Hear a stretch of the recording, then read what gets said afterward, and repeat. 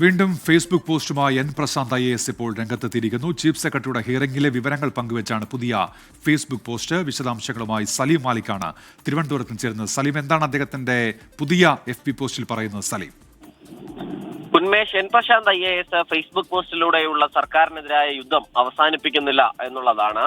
ഇന്നലെ chief സെക്രട്ടറിയുമായി hearing ഉണ്ടായിരുന്നു. അച്ചടക്ക നടപടിയുടെ ഭാഗമായിരുന്നു ആ ഹിയറിംഗ് ഉണ്ടായിരുന്നത്. ആ ഹിയറിംഗിൽ ആദ്യം തന്നെ അത് ലൈവ് സ്ട്രീം ചെയ്യണമെന്നും വീഡിയോ റെക്കോർഡ് ചെയ്യണമെന്നുള്ള എൻ പ്രശാന്ത് ആവശ്യം ഉന്നയിച്ചിരുന്നു. ആ ആവശ്യം അംഗീകരിച്ചിരുന്നില്ല. അതിനു പിന്നാലെയാണ് ഈ ഹിയറിംഗ് കഴിഞ്ഞതിന് ശേഷം ആ ഹിയറിംഗിലെ വിവരങ്ങൾ പങ്കുവെച്ചുകൊണ്ട് ഒരു ഫേസ്ബുക്ക് പോസ്റ്റ് ഇട്ടിരിക്കുന്നത്. ആ ഫേസ്ബുക്ക് പോസ്റ്റിൽ ഈ ഹിയറിംഗിൽ സംഭവിച്ച കാര്യങ്ങൾ തിരക്കിക്കൊണ്ട് പല ആളുകളും തന്നെ ബന്ധപ്പെടുന്നുണ്ട്.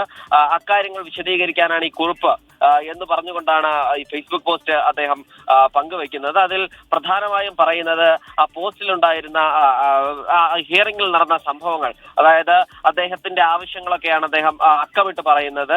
5 കാര്യങ്ങളാണ് അദ്ദേഹം അതിൽ പറയുന്നത്. അതിൽ ഏറ്റവും പ്രധാനപ്പെട്ട കാര്യം, അകാരണമായും നിയമവിരുദ്ധമായും 2022 മുതൽ തടഞ്ഞു വെച്ച തന്റെ പ്രൊമോഷൻ ഉടനടി നൽകണം. ഓരോ ഫയലും ഓരോ ജീവനെടുക്കാനുള്ള അവസരമായി കാണരുത് എന്നുള്ളതാണ്. രണ്ടാമത്തെ കാര്യമായി പറയുന്നത്, ഭരണഘടനാ വിരുദ്ധമായും അഖിലേന്ത്യാ സർവീസ് ചട്ടങ്ങൾക്ക് വിരുദ്ധമായും ഫേസ്ബുക്ക് പോസ്റ്റിന്റെ പേരിൽ ഒരു അന്വേഷണം തുടങ്ങാനുള്ളത് പ്രഹസനമാണ്. ആ തീരുമാനം അവസാനിപ്പിക്കണം എന്നുള്ളതാണ്. മൂന്നാമത്തെ കാര്യം, ഡോക്ടർ ജയതിലകനും ഗോപാലകൃഷ്ണനും മാതൃഭൂമിക്കുമെതിരെ ക്രിമിനൽ ഗൂഢാലോചനയും വ്യാജരേഖ സൃഷ്ടിക്കലും സർക്കാർ രേഖയിൽ കൃത്രിമം കാണിക്കലും ഉൾപ്പെടെയുള്ള കുറ്റകൃത്യങ്ങൾക്ക് കേസെടുക്കണം എന്നുള്ളതാണ്. നാലാമതായി പറയുന്നത്, ചട്ടങ്ങളും നിയമങ്ങളും സർക്കാരിനും ബാധകമാണ്. അതുകൊണ്ട് തന്നെ അതിന് വിപരീതമായി പ്രവർത്തിച്ചിട്ട് എന്നാ താൻ പോയി കേസ് കൊടു എന്ന് പറയുന്നത് നീതിയുക്തമായ ഭരണ സംവിധാനത്തിന് ഭൂഷണമല്ല. സർക്കാരിനെതിരെ താൻ ഇതുവരെ ഒരു കേസും കൊടുത്തിട്ടില്ല. ദയവായി അതിന് സാഹചര്യം ഒരുക്കരുത് എന്നും എൻ പ്രശാന്ത് IAS പറയുന്നു. ഏറ്റവും അവസാനമായി പറയുന്നത്, ഇത്രയും കാര്യങ്ങളൊന്നും പരിഹരിക്കാതെ തന്റെ സസ്പെൻഷൻ തിരക്കിട്ട് പിൻവലിക്കണമെന്നൊരു ആവശ്യവുമില്ല.